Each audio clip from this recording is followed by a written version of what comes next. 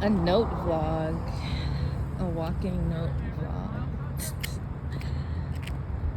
So, kind of getting into the portion of consulting where I'm really trying to think more about the mission in this time where money and clients are slowing up a little bit,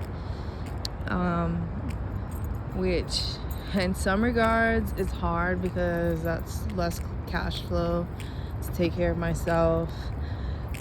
Inhibits growth in some ways, again, from having to cut back on contracting time and hours, which is really sad. Means that I don't have to, but I'm making a choice to not go to some events that I may even have a free ticket for, but just trying to be as conservative with my money and time and energy as well, and devoting some of this free time into some pro bono work for really thinking of not just my nonprofit clients, but the larger constituency of nonprofits in the United States of America in particular, but this probably already maybe applies to global NGOs as well. In the time where money is drying up, funds are getting cut, that time is becoming, time is always valuable, but the emphasis on if we're unable to have the funding we need, if folks are unable to provide donations in the same manner as they had in the past, maybe, and I'm saying past, like past year, 2 years, past 5 years, we're seeing a little bit of downward trends in small donors, even in some major donors. How can we still provide a value to constituents? And a lot of that, we'll definitely see volunteer management go up. I know me personally, as I've just looked in the landscape of technology and different tools that nonprofits are leveraging, so much of the focus has revolved around monetization of donors. How do we look at the data to increase donors? I've heard less on volunteers and time banking and services and the such. And that's going to be a natural increase. Again, this is an assumption. I haven't done research.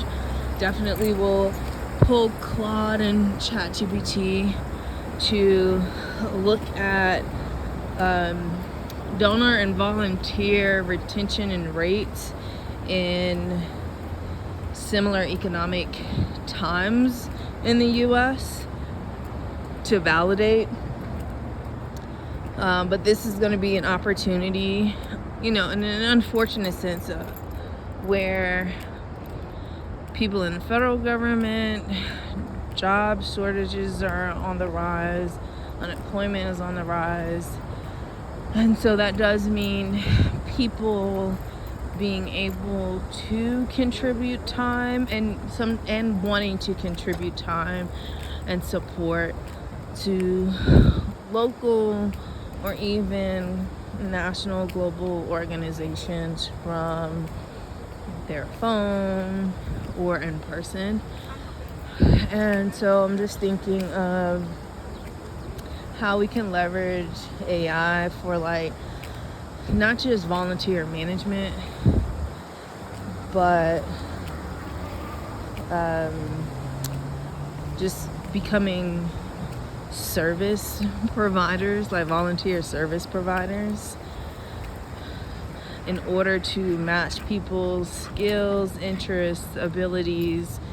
Maybe it's their professional skill sets, their self-employed or small businesses, how those offering skills, expertise can be matched to support constituents in need, and creating a platform interface that would allow nonprofits to do a Q&A, vet, do security checks, contracting,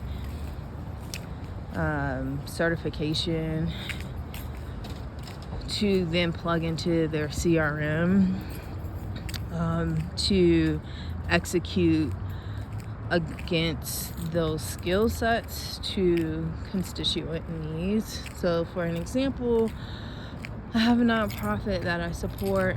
They provide financial assistance to persons that are cancer patients, and while it's still mostly a need and probably a prioritized need of getting financial assistance to support transportation, utility bills, rent,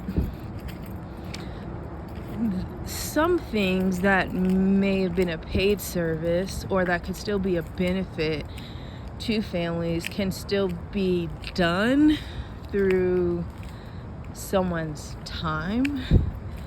And this could be actually a really interesting use case for like a meme, issuing like a meme coin or a badge. Like, you fill out the application, you get approved, you get a badge just for like you're a certified volunteer with this organization.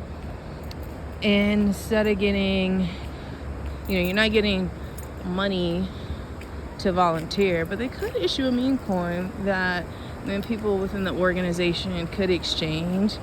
It's a little bit different from a time bank, only in the sense that you're issuing some sort of token that can be used within the network as well.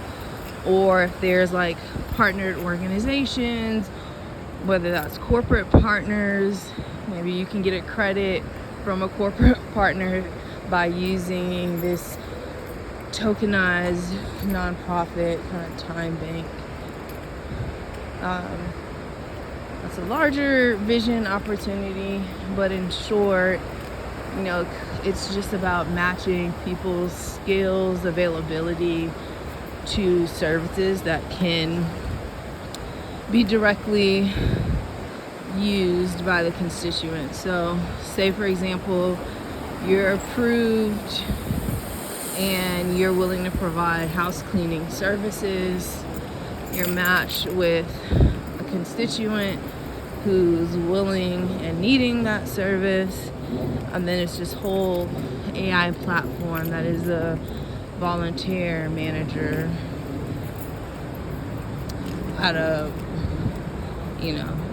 doesn't necessarily need human oversight, but there definitely should be some monitoring in place, and agreements in place for both the constituents and the volunteer as well. Now again, there could be a lot of legal ramifications on that too, liability, so we would definitely want, again, some agreements and protections in place in the event that things go awry, as they often do. So again, also in this world, and again, it doesn't have to be like a physical service, it could be digital as well. But it's unfortunate, but like in this world, there's just so many things that happen that even that may be, I don't know, it's just so sad. It's like a bit much in this world. So And maybe that's why nonprofits have veered away from volunteer. Just because, man, sometimes people are crazy, especially in America. So I definitely would want to understand and see like what things, what protections, liabilities, but at least us positioning as a platform could be a possibility. Okay, the other thing on a separate note, I also want to do something similar for small businesses where, again, doing some research on like what things can we do to help small and micro businesses. And the thing that comes to mind is like, I mean, maybe this also is like I don't want to say like a free support of like, not mental health, but just like, we got each other. Like, it's okay to be selfish. It's okay to scale back. It's okay to having to downsize. It's okay because we're thinking about longevity, and it is just some tough ass times right now. And organizations go through ebbs and flows, ups and downs. And kind of planning for that, like how do we scale back, and just being honest about that, but not scaling back as a hindrance for future growth, but to make sure that we're good going through, the next 3, 5, 10 years, and being okay with like the slower growth as well. But the other big thing is just like continuing to build and getting prepared for the eventual bounce back. Maybe when we do a TikTok, we'll do like the Juvie song, they're gonna bounce back, bounce out, bounce back. Because they say the pendulum swing and went too far the other way, so they took it this far, but it's gonna come back. And so how do you stay in good standings? How do you start building relationships and partnerships? Especially partnerships. I think that's just going to be key in terms of leveraging supports and folks' services. And so when money is a bit more free-flowing, then through those partnerships, you can also, again, start now building of like, what does this roadmap look like with no invested support, no money behind it, versus what could this partnership look like with vested monies back behind it. Again, really wanting to focus on solo businesses and micro, especially because that impacts more Black businesses, family businesses, and we're in a different time where small entities are still netting high revenue, profit margins even, but in particular for Black businesses, not necessarily by name, but just knowing that Black businesses tend to be micro businesses, and there's still a lot of folks who are unemployed and need to just want to create some other income entity to diversify monies, and there is more infrastructure available to support that. Now there's not a full suite platform that is like a small business one-stop shop where you can get everything, every service like integrated. So maybe that could be, a bigger product that we could look at building up to. over the next like 3 to 5 years. But I want to just start off like, maybe it's a thing of being transparent and like where I've been money wise, like really speaking to the money and being transparent about it. 'Cause a lot of people talk about like growth and what they're doing, like, and I be wanting to know like what's the money look like. And again, I'm still proud of myself for what I built, even if it's not at the like the scale that allows me to do a few like key like pieces for myself. Like I'm still able to take care of myself with what I built, and I'm still proud of that. And I think that's the message. Like if you have something small, like be proud. Like we don't have necessarily the credentials on paper that a lot of people want to invest money in because they want to see traction and growth. And if you have that traction and growth, not that these still don't need funding or need money, but more people want to invest in things that seem like sure winners than organizations that may be in smaller revenue buckets. And still be proud, still operate in excellence, still look at what your profit margin is, where you at, even if the top or bottom line may not be where your markets are, and still making plans of how do we scale what we have, how do we scale and grow the top line at a lower rate than the like operational costs to drive that top line as well. It's a thing. It's just like, really do some assessment. If you are in a business that you're bleeding, like if you're in a business that's bleeding and you're losing money,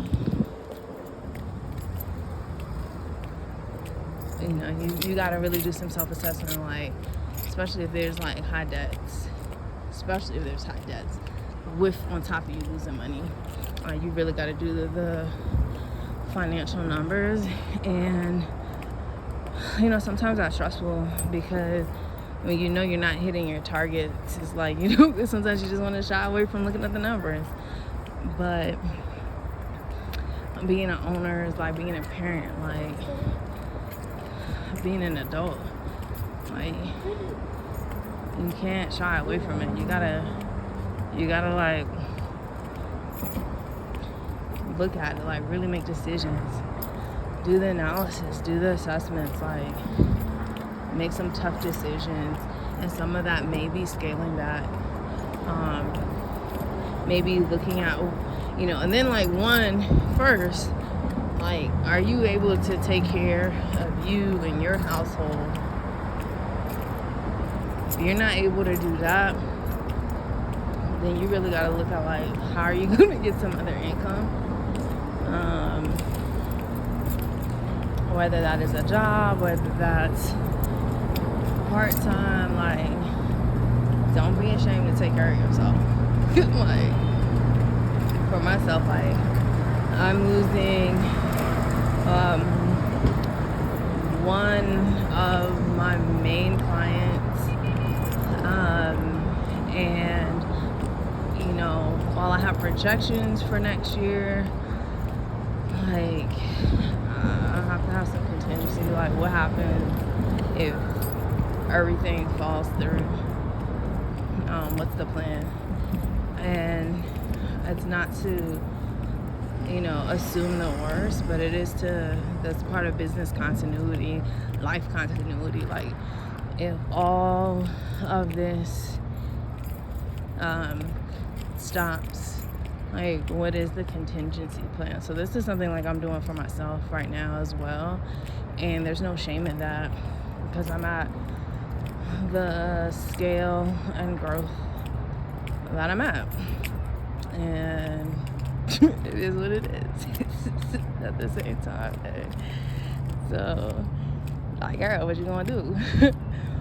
We gonna figure it out, I know that, but it's just real. Like, we gotta put the plans together, and for the worst case, as well as, you know, being a resource and providing value. And so that's really like doing things that may not come with money, but that's really reiterating the excellence, the standards of the company, making sure you're having touch points, increasing touch points with your customers, doing more personalization and roadmap optimization planning with partners and vendors to ensure you have a good pulse of what's going on, and not just making assumptions based on things of past or things of yesterday or yesteryear. And I definitely want to couple it with, like, again, research on, like, times of economic woes, but also, like, times of technological workforce economic shifts, because I feel like we're in this place where it's being, like, devised. It's truly, to me, my purview, like, they're devising this downfall in order to make this AI shift appear more detriment